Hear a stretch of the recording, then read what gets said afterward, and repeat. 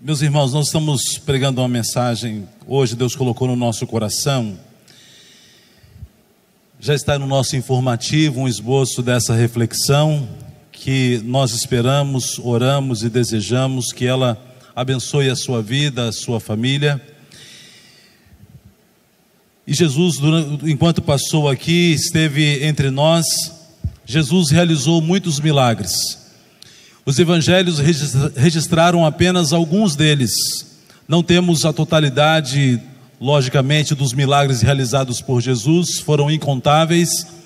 No evangelho de João, há o registro de 7 milagres de Jesus, que João chama de sinais. E esses 7 sinais registrados no evangelho de João, nos outros evangelhos, há milagres que não foram registrados por João, e há alguns que só João registrou e narrou para nós. Um deles é isso que vamos falar nessa noite, sobre o encontro de Jesus com um homem paralítico à beira do tanque de Betesda. E nós queremos pensar sobre isso nessa noite, trazer algumas lições para nós. O mais impressionante nesse texto, que me chama a atenção e que também está trazendo o título dessa reflexão, é uma pergunta que Jesus faz àquele homem à beira do tanque. Jesus, ao encontrar com aquele homem, faz uma pergunta que a princípio parece óbvia e parece chover no molhado. Jesus vira para aquele homem e pergunta: você quer ser curado? E é esse o título da nossa reflexão hoje. Essa pergunta, por mais simples e óbvia que pareça, há algumas coisas que precisamos aprender e há algumas coisas que o Senhor quer nos ensinar com essa reflexão. Eu quero então dar um panorama para os irmãos dessa história, primeiro falando sobre esse lugar do tanque de Betesda. Peço que você abra sua Bíblia, por favor, no texto da palavra de Deus, no Evangelho de João, capítulo 5, nós vamos ler dos versos 1 a 9, para nossa reflexão, a narrativa deste encontro de Jesus com este homem, que não sabemos seu nome, mas algumas informações a respeito dele, que foram narradas no Evangelho de João. O evangelista fez questão de registrar algumas informações importantes para nosso aprendizado e nossa reflexão. Evangelho de João, capítulo 5, dos versos 1 a 9. O texto diz assim: algum tempo depois, Jesus subiu a Jerusalém para uma festa dos judeus. Há em Jerusalém, perto da porta das ovelhas, um tanque que em aramaico é chamado Betesda, tendo 5 entradas em volta. Ali costumava-se ficar grande número de pessoas doentes, inválidas, cegos, mancos e paralíticos. Eles esperavam um movimento nas águas. De vez em quando descia um anjo do Senhor e agitava as águas. O primeiro que entrasse no tanque, depois de agitadas as águas, era curado de qualquer doença que tivesse. Um dos que estavam ali era paralítico, fazia 38 anos. Quando o viu deitado e soube que ele vivia naquele estado durante tanto tempo, Jesus lhe perguntou: você quer ser curado? Disse o paralítico: Senhor, não tenho ninguém que me ajude a entrar no tanque. Quando a água é agitada, enquanto estou tentando entrar, outro chega antes de mim. Então Jesus lhe disse: levante-se, pegue a sua maca e ande. Imediatamente o homem ficou curado, pegou a maca e começou a andar. Isso aconteceu num sábado. Amém?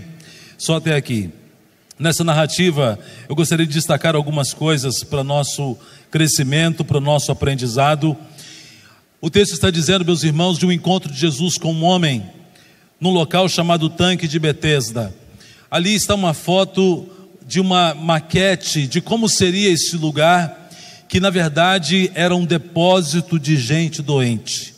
Havia ali 2 compartimentos, 5 telhados, como dizem em outras versões, 5 alpendres, que abrigavam naquele lugar pessoas de todo tipo de enfermidade, enfermidades incuráveis àquele tempo e incuráveis até nos nossos dias, cegos, mancos, paralíticos, homens sem esperança, pessoas, homens e mulheres que já não havia mais esperança para a medicina, que se reuniam debaixo desse teto, desse lugar. Alguns eram jogados e largados ali, como esse paralítico que dizia que não havia ninguém por ele. Então familiares que não tinham como curar os seus doentes, os levavam para lá como uma, ainda que fosse tão tênue, esperança de cura, mas os deixavam ali.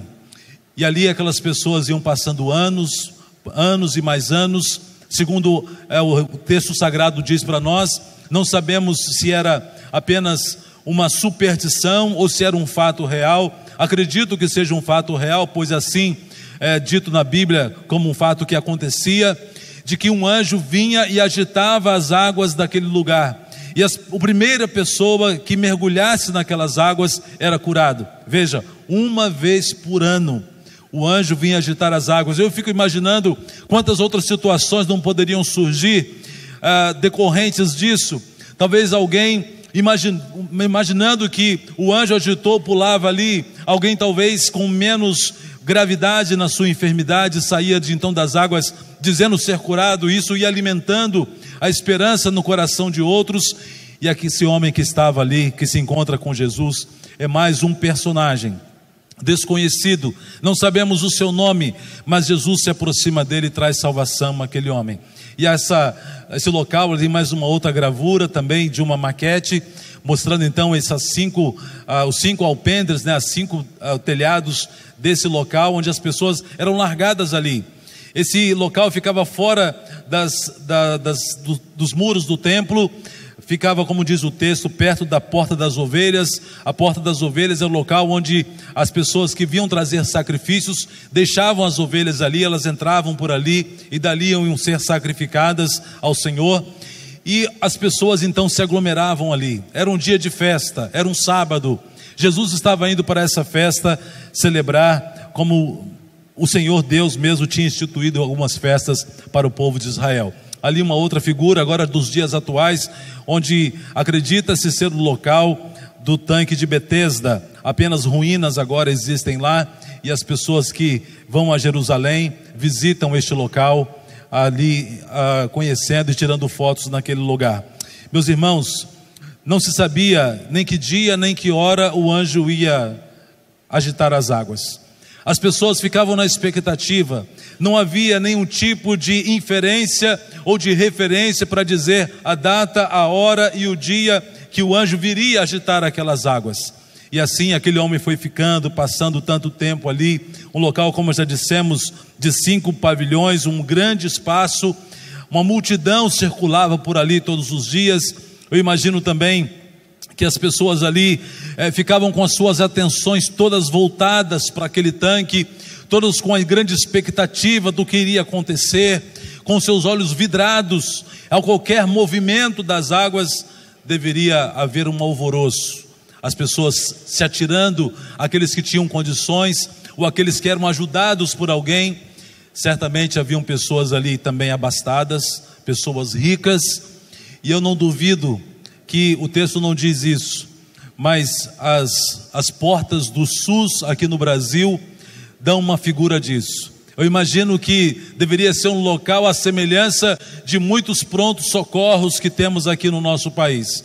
Um local de pessoas em estado terminal, alguns sem esperança, outros quebrados, mutilados, paralíticos, jogados a esmo, sem nenhuma esperança, sem nenhum cuidado. Era essa figura, talvez ainda muito pior, porque ali não era um hospital, apesar do nome Betesda ser chamado de casa de misericórdia. Misericórdia ali só havia a divina, porque certamente não havia nenhum tipo de solidariedade. A prova foi esse homem, que já estava há 38 anos prostrado ali, e a explicação dele para Jesus foi dizendo: Senhor, eu já estou aqui e não há ninguém que me ajude. Quando o anjo agita a água, que eu vou pular na água, alguém vai na minha frente. Aquele homem estava esquecido, estava sem ninguém por ele, abandonado naquele lugar pela sua enfermidade, e não havia esperança mais. Nem todos tinham então essa mesma oportunidade. Assim como hoje a cura, o acesso aos melhores médicos, aos melhores medicamentos também é reduzida a um grupo elitizado, naquela época não deveria ser diferente. Certamente quem tinha posses, quem tinha condições, deveria já ter marcado um local. Aquele local deveria ser até loteado por interesses de alguém que pudesse pagar pelo lugar mais próximo às águas. Essa era uma situação caótica em que aquele homem vivia e todos que estavam ali. Não havia nenhum tipo de solidariedade, nenhum tipo de amor humano, não havia nenhum tipo de complacência pelo estado de qualquer pessoa que ali estivesse. Até que Jesus chega àquele lugar e muda a história e a vida daquele homem. Então, em primeiro lugar, eu quero pensar com os irmãos, à luz desse texto, que Jesus deixa a festa e se dirige à casa de misericórdia.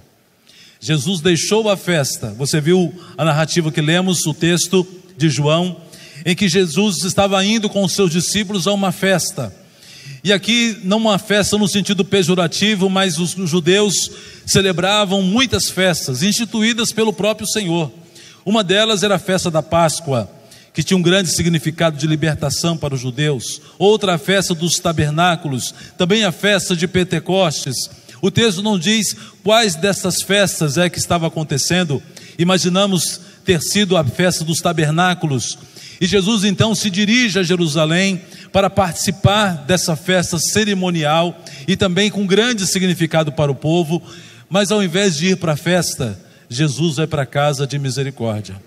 Ao invés de ir celebrar, estar num local onde certamente ele seria mais notado, onde seria mais aplaudido, onde ele seria mais ovacionado pelas pessoas, Jesus escolhe ir para a casa de misericórdia, ir para a casa dos miseráveis, para aqueles que estavam sem esperança alguma. Jesus se dirige para lá.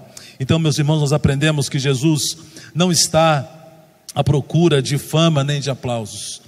Jesus não procurou as multidões que pudessem ver os seus sinais, ver os seus milagres. Jesus, sempre que realizava milagres, lembra de alguns textos que Jesus vira para a pessoa curada e diz: não conte isso para ninguém. Lembra desses textos? Jesus não estava interessado em fama, não queria ser aplaudido pelas pessoas, não queria ter notoriedade. Tão diferente hoje, né? Em que alguém, não vou duvidar e dizer que não tenha o poder ou não tenha tido a bênção de ser um vaso de Deus para curar alguém, mas hoje qualquer pessoa que consegue ou que tem a bênção de ser um canal de Deus para curar alguém, logo coloca uma faixa de todo o tamanho na porta do templo, dizendo: aqui é a tenda dos milagres, aqui o milagre acontece, aqui você será curado. Jesus não estava atrás de nada disso. Jesus não queria nenhum tipo de fama, nem de notoriedade. Jesus não foi em busca de gente rica e perfumada. Imagine o odor, os odores terríveis que devia haver naquele lugar. Imagine aquelas pessoas como esse paralítico, deitado numa maca, sem nenhum tipo de condição de higiene. Imagine as escaras que deviam ter no corpo daquele homem há 38 anos, prostrado numa maca. Quem já lidou com alguém que fica acamado sabe muito bem o que é isso, sabe que dificuldade que é, os ferimentos que vão sendo causados só pela prostração da pessoa numa maca. Imagina aquele homem, sem nenhum tipo de conforto, sem nenhum tipo de estrutura. Jesus então, meus irmãos, prioriza aqueles que sofrem. Ele poderia estar com seus discípulos, participando de banquetes, participando das festas, e não seria criticado por isso. Afinal, como já disse, as festas que o povo judeu celebrava era uma instituição divina. Deus mesmo exigia do povo essas festas cerimoniais. Mas Jesus deixa esse local de aglomeração de gente para ir num local onde ninguém queria ir, onde nem mesmo os familiares queriam ir. As pessoas que estavam lá eram abandonadas pelos seus próprios familiares, como este homem que estava ali sem ninguém por ele, para ajudá-lo, para interceder por ele. Mas Jesus sai dos locais de grande concentração e foi àquele lugar. Veja, havia multidões de pessoas ali doentes, mas Jesus curou um só. Isso mostra o quanto Jesus se importa com cada um de nós. Jesus pode nessa noite, neste lugar, curar talvez uma pessoa somente. Isso não significa que Ele não é Deus de amor, isso não significa que Ele não ama a todos que estão aqui, mas que Ele tem poder e que Ele tem os seus propósitos na forma de curar cada um de nós. Mesmo se todos te abandonarem, Jesus não te abandona, acredite nisso. Aquele homem estava ali esquecido pela sua família, esquecido pelos seus familiares, mas Jesus sabia que ele estava ali, e mais, sabia da sua história, sabia do que o vitimava, E depois nós vamos ver em outros versículos, sabia até a causa pela qual aquele homem estava ali. Mas Jesus vai de encontro a ele para tirá-lo daquela situação. E mesmo que todos te abandonem, que todos se esqueçam de você, a palavra de Deus diz, lá em Isaías 43, versos 15, diz assim: pode uma mulher esquecer-se de seu filho de peito, de maneira que não se compadeça do filho do seu ventre? Mas ainda que esta se esquecesse, eu todavia não me esquecerei de ti. Aleluia. Deus não se esquece de mim, Deus não se esquece de você. E isso nós temos visto hoje. Essa pergunta que Jesus fez, a pergunta que Deus está fazendo através do profeta Isaías, naquele tempo talvez fosse difícil responder afirmativamente ou pensar: jamais uma mãe vai esquecer o seu filho. Para nós, nessa sociedade pós-moderna, egoísta que estamos vivendo, nós temos muitos, inúmeros exemplos. A cada semana vemos uma notícia dessas trágicas, de mães jogando seus filhos na sarjeta, em sacos de lixo. Tragédias desse tempo caótico que estamos vivendo. Mas Deus está dizendo: ainda que uma mãe seja capaz de fazer isso, eu todavia não me esquecerei de você. Deus trouxe você aqui hoje não para o encontro social. Você não está aqui porque veio ver alguém ou veio apenas cumprir um ritual. Deus te trouxe aqui porque Ele se importa com você. E há muita coisa que precisa ser curada na minha e na sua vida. Mais do que uma paralisia, mais do que um câncer, há outras enfermidades que nos atingem, outras enfermidades que nos trazem prostração, que nos afastam da graça, da glória de Deus, e assim precisamos do Senhor. Jesus te conhece profundamente, Ele conhece a mim e a você com detalhes. Ele viu e já sabia o seu nome quando eu e você éramos uma substância informe no ventre de nossa mãe. Lembra disso? Está lá no Salmo 139. O salmista dizendo: enquanto ainda os meus ossos não estavam formados, o Senhor já me via. Jesus e Deus já te conhece desde o ventre da sua mãe. Antes da sua fecundação, Deus já tinha te escolhido para ser uma bênção e para ser alguém movido por Ele para a glória dEle. A razão da minha e da sua existência é a glória do Senhor. Ele conhece a sua história, sabe dos nossos fracassos, sabe das nossas vitórias, sabe das traições que você já sofreu, sabe de todas as mazelas pelas quais você já passou, sabe de todas as apunhaladas que você já sofreu pelas costas, sabe de todos os traíras que já te entristeceram e que te magoaram, sabe de todas as pessoas que te abandonaram, e é por isso que Ele trouxe você aqui hoje. Ele tem um recado para você. Deus quer te abençoar e fazer de você uma nova criatura. O texto de João 5, verso 6, do texto que lemos, diz assim: quando o viu deitado e soube que ele vivia naquele estado durante tanto tempo, Jesus lhe perguntou: você quer ser curado?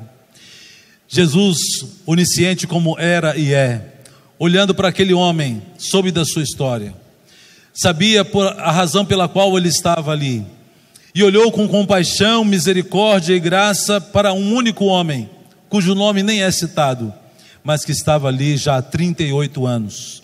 Eu fico pensando, se esse homem já estava ali há 38 anos, talvez o início da sua doença tenha sido já em que idade? Talvez 20 anos, não sabemos. Mesmo se ele fosse um recém-nascido, 38 anos, meus irmãos, é muito tempo. Mas se ele não fosse um recém-nascido, se a sua paralisia o tivesse atingido com 20 anos de idade, estava ali uma pessoa de 58 anos, 38 dos quais prostrado em uma paralisia, precisando que alguém o jogasse nas águas. Águas que eram agitadas, conforme diz o texto, uma vez por ano. Já pensou alguém que só tem uma oportunidade uma vez por ano e vê essa oportunidade escorrendo entre os dedos sem poder agarrá-la? Já imaginou isso? Se você tivesse uma oportunidade única de ser abençoado uma vez por ano, e toda vez, e a cada ano, ver que essa oportunidade é arrancada das suas mãos, arrancada por alguém com mais posses, arrancada por alguém que tem uma família inteira para jogá-lo lá na água e aproveitar a oportunidade, aproveitada por alguém que talvez subornou ao outro que estava ali, talvez eles estavam até vendendo a posições mais perto da água, não tenho dúvida que pode ter acontecido isso. O texto não fala, mas conhecendo o ser humano que é do mesmo jeito hoje e sempre foi, eu não imagino que seja difícil ter acontecido isso ali. E aquele homem, acredito até que no início algumas pessoas talvez tinham compaixão dele. Olha, fulano de tal, ficou paralítico há poucos dias atrás, vamos ajudá-lo. E alguém ia na frente. E com o passar dos anos, ele foi ficando esquecido. E aquele homem agora já fazia parte até da paisagem. Não era mais notado por ninguém, não era mais considerado por ninguém. Será que você não está se sentindo assim também? Achando que ninguém mais te enxerga, que ninguém mais te considera? Eu não sei qual é a enfermidade que você está passando, mas sei, meus irmãos, que há algumas enfermidades que, olhando a olhos nus, ninguém vê. Enfermidades que estão na alma que ninguém enxerga. Dores lacinantes, terríveis que pessoas vão passando, e alguns, por não aguentarem mais, se atiram do 9º andar, do 10º andar, seja de qual andar que for. Isso tem acontecido com tanta frequência na nossa cidade que eu tenho ficado estarrecido.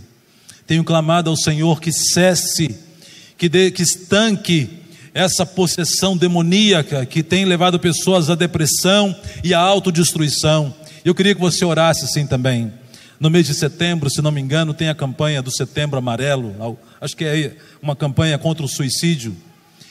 Essa campanha tinha que ser o ano inteiro, tinha que ser março amarelo, abril amarelo, junho amarelo, porque quantas pessoas estão se suicidando no Brasil e no mundo, e o suicídio não está atingindo apenas a classe desprestigiada, mas até nos palácios, nos palacetes, o suicídio tem atingido milhares de pessoas. Eu quero pensar então primeiro com você. Jesus está aqui hoje, Ele conhece você, Ele sabe a sua história, Ele sabe a sua dor, Ele sabe aquilo que te aflige. Ele não está desinteressado de você, Ele não está indiferente à sua dor, à sua situação. Ele sabe aquilo que se passa na sua vida, Ele te conhece, e Ele deseja nessa noite transformar essa história. Ele tem poder para isso, e Ele está aqui nessa noite para dizer isso para você. Venha às águas vivas que vêm do seu próprio trono. Jesus não se importa com o nosso estado. Imagine o estado daquele homem, o estado fétido que ele deveria estar, o estado terrível de se aproximar dele, alguém que não tinha ninguém por ele para jogá-lo às águas, 38 anos prostrado ali, e ninguém para ajudá-lo. Jesus não se importou com isso, mas foi a direção dele. Jesus poderia estar na festa, como já disse, mas escolheu passar por aquele lugar para abençoar um só homem. Jesus poderia estar em tantos lugares, escolheu aquele lugar. E que maravilha que hoje Ele vive e reina para todo sempre. E Ele está em todos os lugares, e Ele está aqui também. Veio aqui para ter esse encontro com você, para que você pudesse hoje provar dessa bênção e poder responder essa pergunta que Ele faz também hoje. Você quer ser curado? A pergunta que Jesus fez para aquele homem, ela continua ecoando aqui neste lugar. Você quer ser curado? Você quer permitir que Deus cure a sua vida? Você quer ser transformado por completo? Há muitas coisas que precisamos curar na nossa vida. O médico dos médicos está aqui hoje, e Ele conhece a nossa dor. Se tivesse um especialista, o mais caro que fosse, para curar uma doença que você tenha, você não faria todo o esforço para ir até ele? Se você soubesse que um especialista está tratando e atendendo aqui na cidade de Santos, qualquer tipo de enfermidade ele pode curar, mas o preço é altíssimo, você não iria? É claro que sim. E Jesus está aqui hoje, podendo curar tantas coisas da nossa vida, e o preço que Ele cobra é nenhum. Ele derrama sobre nós a sua graça, que é suficiente, que é maravilhosa, que é abundante e que se renova a cada manhã. Eu acho maravilhoso perceber e ver que Jesus, que é o Pai das misericórdias, foi à casa de misericórdia, foi a Betesda. Foi aquela casa que era um depósito de gente sem esperança, gente doente, e Jesus foi até aquele lugar para ajudá-los. O médico dos médicos está aqui e ele conhece a sua dor. Em terceiro lugar, deixa Jesus te curar completamente. Você e eu temos a oportunidade de colocar nas mãos do Senhor e dizer, como aquele homem na sua declaração, dizendo que desejava ser curado. Veja o texto, o verso 7 e 8, a palavra diz assim: disse ao paralítico, Senhor, o homem respondendo, não tenho ninguém que me ajude a entrar no tanque, quando a água é agitada. Enquanto estou tentando entrar, outro chega antes de mim. Então Jesus lhe disse, levante-se, pegue a sua maca e ande. Quando Jesus pergunta àquele homem, você quer ser curado? Interessante que essa pergunta, que parece tão simples, não é tão simples assim. Afinal de contas, Jesus pergunta a um homem que estava há 38 anos prostrado ali. Nesses 38 anos ele teve muito tempo para pensar, ele teve muito tempo também para se frustrar, teve muito tempo até para desistir. Talvez ele estava ali naquele tanque à beira da água, tentando entrar no tanque, apenas porque não tinha quem tirasse ele dali. A esperança poderia já ter acabado no seu coração. A esperança de ser curado por aquele milagre, talvez já tinha se esvanecido da sua alma.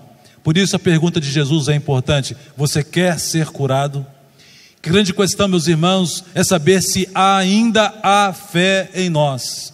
Sem fé é impossível agradar a Deus. Jesus, quando esteve na região onde ele passou a sua infância, lá em Cafarnaum, Jesus havia realizado milagres em tantos outros lugares. O texto sagrado diz que em Cafarnaum, Jesus realizou alguns poucos milagres. Sabe por quê?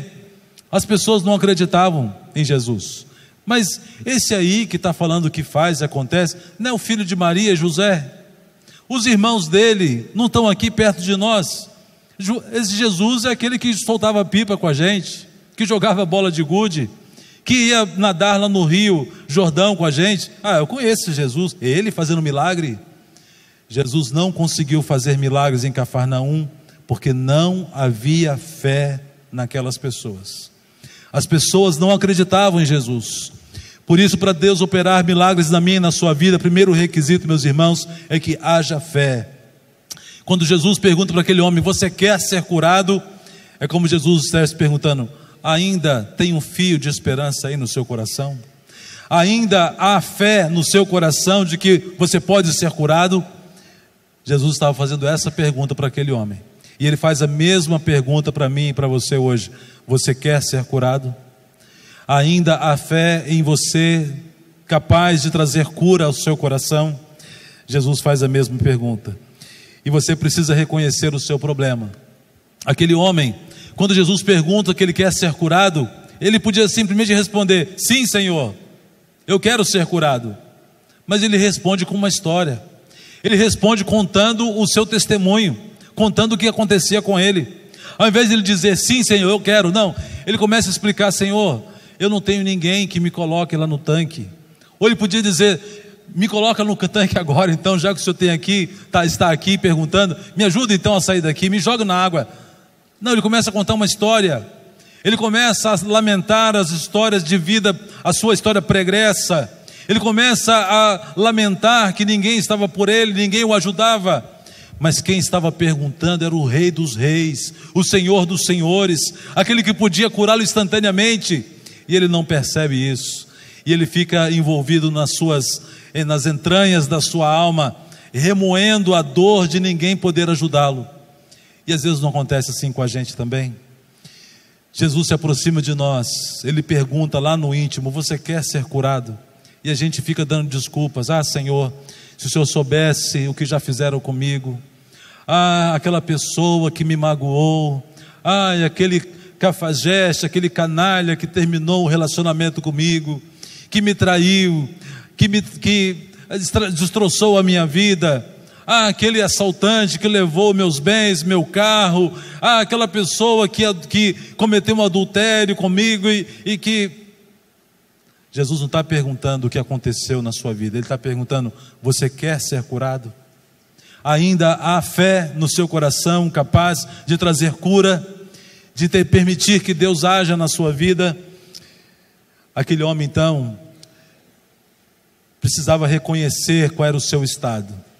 Ao invés de lamentar-se por aquilo que havia acontecido, ele deveria ter dito: sim, Senhor, eu quero ser curado. Admita que você foi ferido e precisa de ajuda. Há tantas pessoas que andam feridas por aí, e quando você diz para elas assim: venha conversar aqui comigo, vamos sentar aqui no meu gabinete como pastor, quero ouvir, quero orar por você, quero aconselhar, não vem, não aceita ajuda. Quantos casais muitas vezes procuram um pastor ou procuram a ajuda de um casal amigo para dizer: olha, nosso casamento acabou, já estamos assinando os papéis. Procuram ajuda quando não dá para ajudar mais. Procuram ajuda depois de tomarem todas as decisões. Não é nem uma procura de ajuda, é mais um comunicado, um proforme, apenas para comunicar socialmente uma decisão já tomada. Jesus pode mudar toda a nossa realidade. Jesus pode mudar todas as situações. Jesus pode restaurar casamentos destroçados. Jesus pode trazer cura para a sua alma. Ele pode trazer a restauração da sua fé. Ele está aqui e Ele pergunta: você quer ser curado? Você quer ser transformado pelo poder de Deus? Então admita e peça ajuda. E os casais muitas vezes pedem ajuda para as pessoas erradas. É homem pedindo conselho para mulheres casadas, mulheres se aconselhando com homens casados. Sendo casado ou solteiro, não importa. Ajuda, procure as pessoas corretas, pessoas sérias, pessoas espirituais. Homens se aconselhando com homens, mulheres se aconselhando com mulheres. Como já dizia um certo pregador, hormônio é um negócio que não se converte. Hormônio foi feito para funcionar. Homens se aconselhando com mulheres, péssimo negócio. Mulheres se aconselhando: eu tenho um amigo lá no trabalho, ele é tão carinhoso, ele ouve tanto o que eu falo, ele dá ouvido aos meus problemas. Sai fora disso, sai fora dessa armadilha. Aconselhos com mulheres. Procura minha esposa aqui, conselheira, minha esposa pode dar conselho, procura a mim. Há casais que vão se aconselhar com pai e mãe: mãe, o senhor não sabe o que ele fez. Aí enche a cabeça da sogra dos problemas. Mãe, você não sabe o que ela fez. Aí enche o ouvido da mãe com os problemas. Deixa a mãe fora disso. Esses dias eu tenho tido o privilégio de celebrar muitos casamentos. E recentemente fiz o casamento do Bruno e da Bruna. Um casal lindo. Foram quantos anos de namoro? Esqueci, 14? 12 anos de namoro. Olha, tinha que casar mesmo, né? 12 anos de namoro. Aí se não desse casamento, ia dar processo no tribunal. Mas o Bruno e a Bruna, que casal lindo. Tive o privilégio de fazer o casamento deles. E fiz também o aconselhamento antes do casamento. E falei para eles: olha, vamos fazer um acordo aqui agora. Falei para a Bruna e para o Bruno: quando o feijão queimar lá na casa, que a Bruna esquecer a panela no fogão, quando o Bruno der uma mancada e entristecer o coração da Bruna, está aqui meu telefone, liga para mim, liga para a Silvia, mas não liga para os pais, não liga para a mãe. Pode ter as panelas estarem voando dentro da casa, se de repente o telefone tocar, o celular tocar, você vê que é a mamãe ou o papai, pode estar as panelas voando, atenda o telefone e eles perguntarem: está tudo bem aí? Está tudo bem, mamãe, está tudo bem, papai. Deixa as panelas voando. Aí liga para mim, liga para a Silvia e vamos conversar. Deixa a família de fora. Quantos casais seriam mais felizes se não deixassem pai e mãe fora da história? E tem alguns sogros e sogras aqui também que estão me ouvindo. Também não fica ligando lá, ainda mais se ele morar ali em cima e você estiver ouvindo o barulho das panelas voando, principalmente. Não liga para saber o que está acontecendo lá em cima. Assim nós temos que buscar com sabedoria, sermos construtores das nossas vidas, construtores de lares. Você quer ser curado das feridas da alma? Quantas pessoas estão feridas por aí, não liberam perdão, magoadas com coisas pequenas, magoadas porque alguém colocou uma postagem fake no Facebook detonando você. Eu estou magoado com fulano, porque me insultou, porque colocou uma foto que eu não deveria colocar, porque falou isso de mim, de fulano. Não.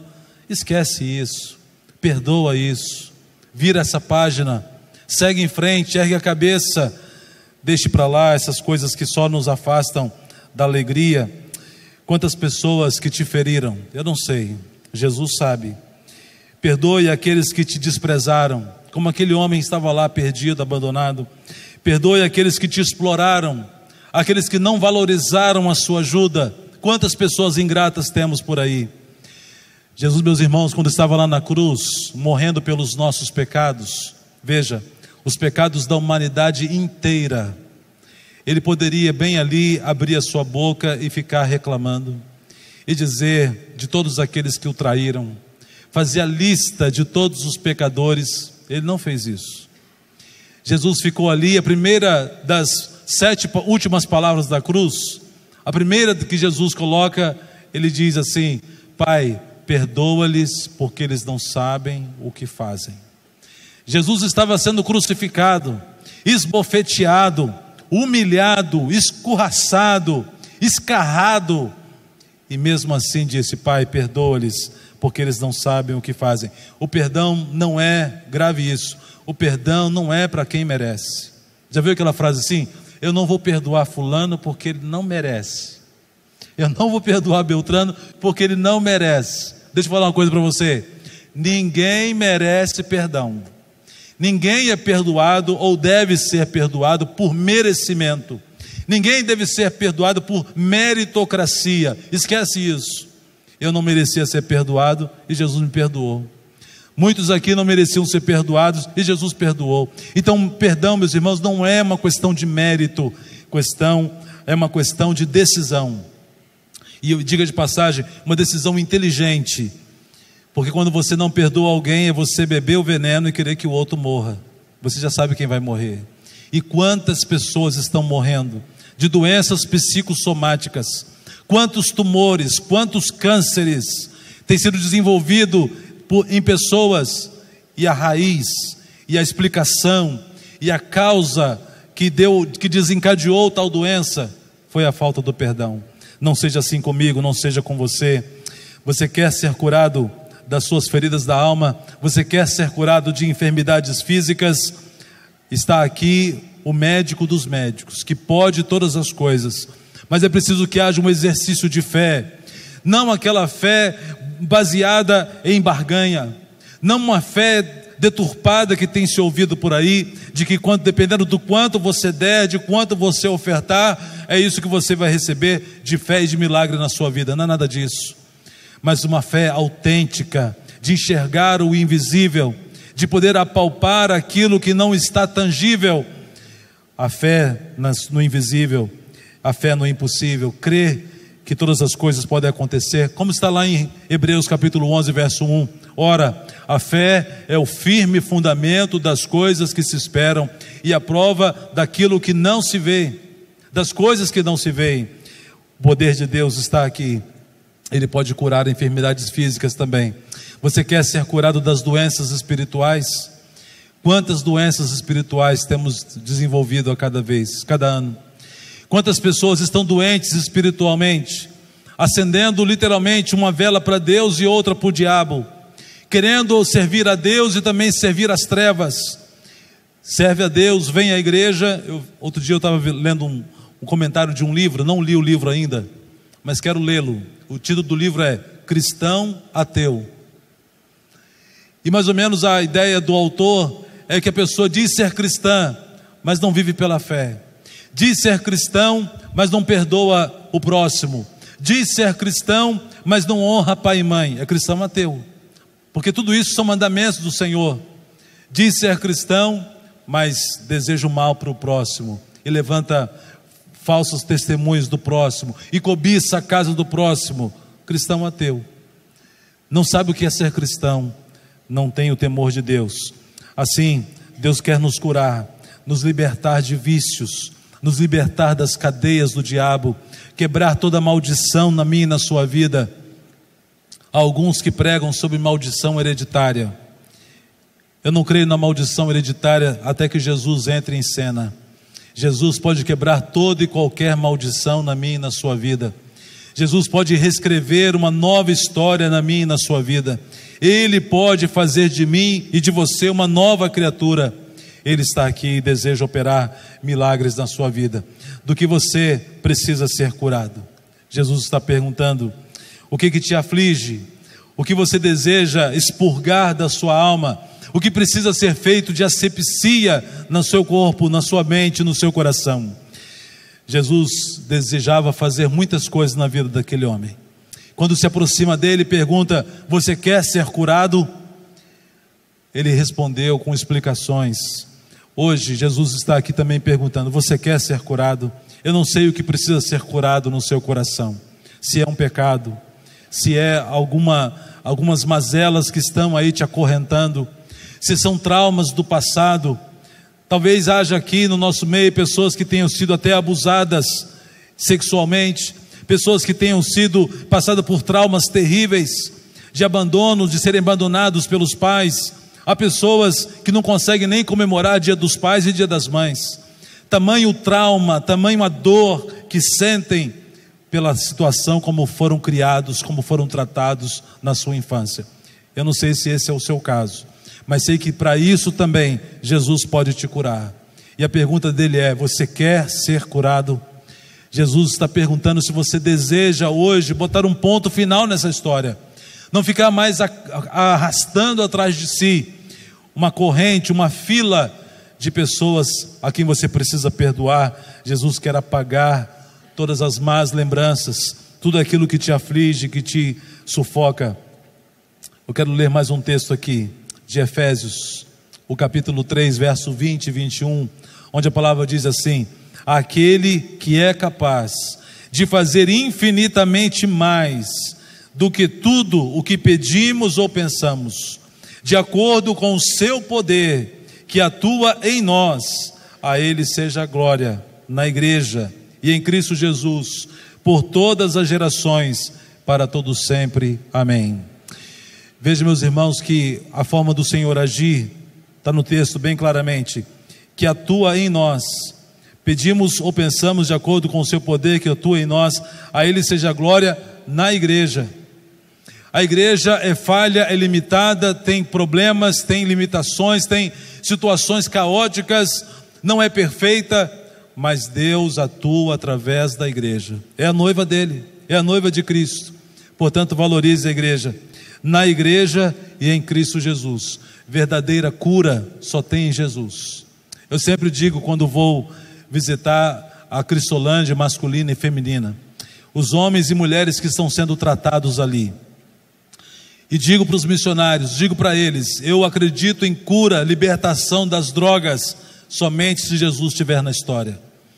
Com todo respeito às clínicas de recuperação que existem por aí, muitas fazem um trabalho sério, exemplar, com médicos, com paramédicos e com toda a equipe, com muita infraestrutura, mas eu só acredito em verdadeira libertação das drogas se Jesus estiver na história. Nem meditação, nem terapia, nem qualquer outro tipo de filosofia pode libertar o homem verdadeiramente se Jesus não estiver presente. Por isso, a palavra de Deus diz: conhecereis a verdade e a verdade vos libertará. A verdade não é um conceito, a verdade é uma pessoa, e essa pessoa é Jesus. Ele está aqui e quer te libertar. Amém?